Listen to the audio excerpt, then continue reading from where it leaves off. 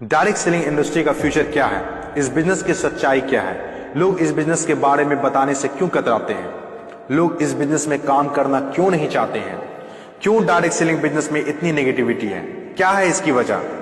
Direct selling business आने वाले वक्त का सबसे बड़ा बिजनेस है। क्यों?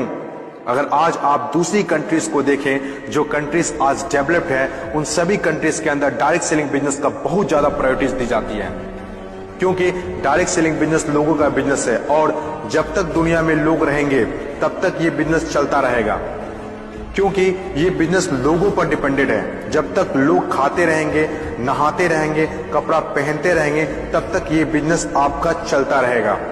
अपने इंडिया में कुछ लोग इसे फंसाने का काम बोलते हैं और कुछ लोग ये मानते हैं जिनके पास करने को कोई काम नहीं होता वे लोग ये काम करते हैं। मैं उन सारे लोगों से सहमत हूं, क्योंकि उन लोगों के पास अभी तक इस बिजनेस का प्रॉपर नॉलेज नहीं पहुंच पाई है।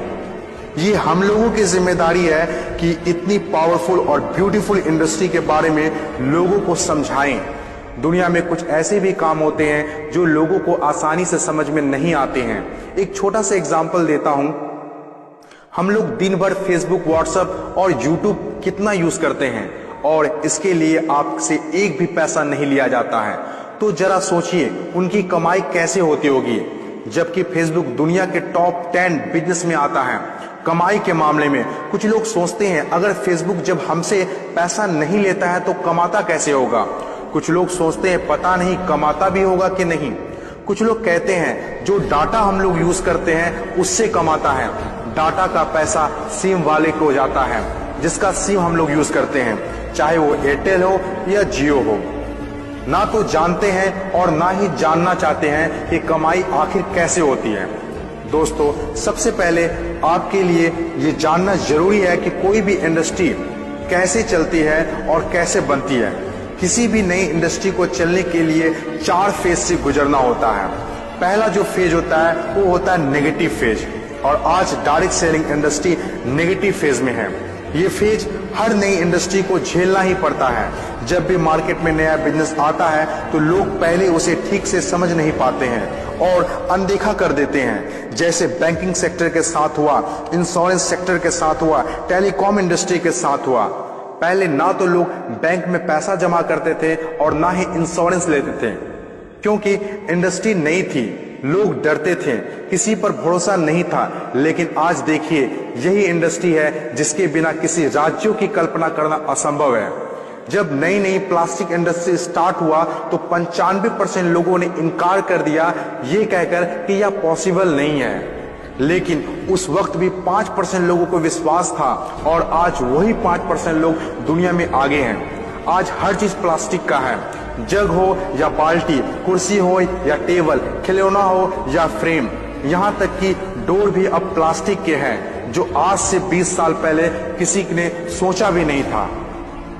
आज direct selling business negative phase में है, इसीलिए इतनी सारी नेगेटिविटी है। और जब ये पॉजिटिव फेज की तरफ बढ़ता जा रहा है, नेगेटिव फेज में होने के बावजूद भी इस इंडस्ट्री ने कई लोगों की जिंदगियां बदल दी। दूसरा जो किसी भी इंडस्ट्री को फेस करना होता है वो दूसरा फेज होता है पॉजिटिव फेज। ये वो टाइम होता है जब लोगों का इंडस्ट्री के ऊपर ट्रस्ट बढ़ने लगता है, क्योंकि वे आसपास में रिजल्ट देख रहे होते हैं। और जो लोग उस वक्त डायरेक्ट सेलिंग बिजनेस में दिलचस्पी नहीं दिखा रहे होते हैं, अनदेखा कर रहे होते हैं, वे रिजल्ट देखने के बाद दिलचस्पी लेने लगते हैं और आपका काफिला और बढ़ने लगता है, रिजल्ट और बढ़ने लगता है, दिलचस्पी और भी लोगों में बढ़ने लगती है। जैसे बैंकिंग इंडस्ट्री और इंश्योरेंस इंडस्ट्री के साथ हुआ था। बैंकिंग इंडस्ट्री का वैल्यू तब पता चला होगा लोगों को जब किसी का पैसा घर में सुरक्षित नहीं रहा होगा। इंश्योरेंस के वैल्यू तब लोगों को पता चला होगा जब किसी के एक्सीडेंट होने के बाद उसके घर वाले को पैसा मिला होगा। तीसरी जो किसी भी इंडस्ट्री का फेज होता है वो होता है ग्रोथ फेज। जब एक बार लोगों को इंडस्ट्री पर भरोसा होने लगता है तो उनकी ग्रोथ बहुत तेजी से होने लगती है, क्योंकि ऐसे फेज में लोगों को ज्यादा समझाने की जरूरत नहीं होती है। और जब तक कोई कंपनी ग्रोथ फेज में नहीं आती है तब तक लोग उसके साथ जुड़ना पसंद नहीं करते हैं और जैसे कंपनी ग्रोथ फेज में एंटर करती है तो लोग उसके साथ ऑटोमेटिक जुड़ना और काम करना स्टार्ट कर देते हैं। चौथी और आखिरी फेज, हर इंडस्ट्री को इससे गुजरना ही होता है, कंपटीशन फेज। हर एक इंडस्ट्री के अंदर एक वक्त ऐसा आता है जब कंपटीशन बढ़ने लगता है। इंडस्ट्री और कंपनीज की ग्रोथ को देखकर ज्यादातर लोग कंपनी के साथ जुड़ना और काम करना शुरू कर देते हैं। ज्यादातर लोग ज्यादा प्रॉफिट के चक्कर में कंपटीशन होने लगता है, फिर चाहे कोई सेक्टर हो, बैंकिंग सेक्टर हो, टेलीकॉम सेक्टर हो या ऑनलाइन शॉपिंग हो। आज के टाइम पर हर सेक्टर में हाई लेवल कंपटीशन है। ये टाइम हम सब के लिए बेस्ट टाइम है इस इंडस्ट्री को जानने के लिए, समझने के लिए और इसे करने के लिए। According to FICCI, direct selling industry का मार्केट साइज 6000 करोड़ आंका गया है। आज तक जितना हुआ है उसको देखते हुए फिक्की ने डिक्लेयर किया है कि डायरेक्ट सेलिंग बिजनेस 2020 से 25 तक 645 अरब तक की हो जाएगी।